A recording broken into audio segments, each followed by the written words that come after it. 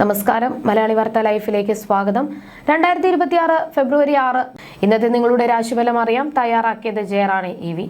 മേടം രാശി അശ്വതി ഭരണി കാർത്തിക ആദ്യകാൽ ഭാഗം. നാശവും തൊഴിൽ വിജയവും ഉണ്ടാകുന്ന ശുഭദിനമാണിത്. ജീവിതത്തിലെ സുഖഭോഗങ്ങൾ യഥാവിധി ആസ്വദിക്കാൻ സാധിക്കും. സാമ്പത്തികമായ അഭിവൃദ്ധിയും അധികാരമുള്ള ഉന്നത ജോലികൾ ലഭിക്കാനുള്ള സാഹചര്യങ്ങളും വന്നു ചേരും. ചിങ്ങം രാശി മകം പൂരം ഉത്രം ആദ്യകാൽ ഭാഗം.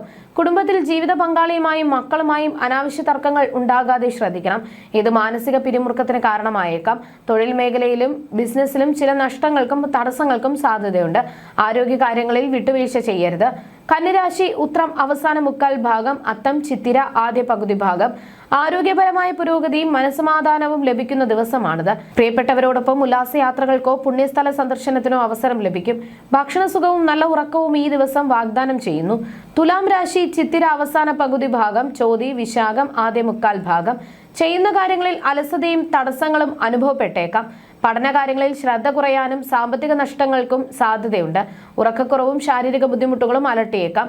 അഗ്നിസംബന്ധമായ കാര്യങ്ങൾ കൈകാര്യം ചെയ്യുമ്പോൾ ജാഗ്രത വേണം.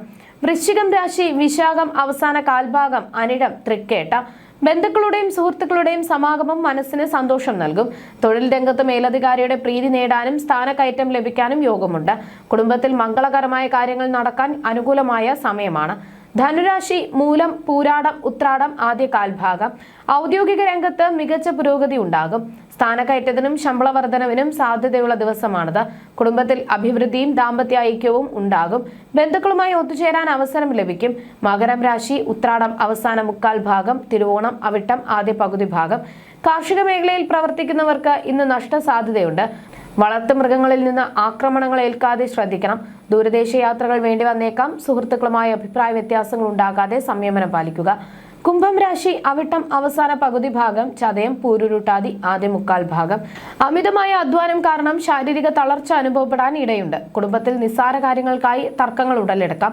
സാമ്പത്തിക ഞെരുക്കവും ദഹന സംബന്ധമായ പ്രശ്നങ്ങളും വരാതെ ശ്രദ്ധിക്കണം. മീനം രാശി പൂരുരുട്ടാതി അവസാന കാൽഭാഗം, ഉത്രട്ടാതി രേവതി. വിശേഷപ്പെട്ട പുണ്യസ്ഥലങ്ങളിലെ ആഘോഷങ്ങളിൽ പങ്കെടുക്കാൻ അവസരം ലഭിക്കും.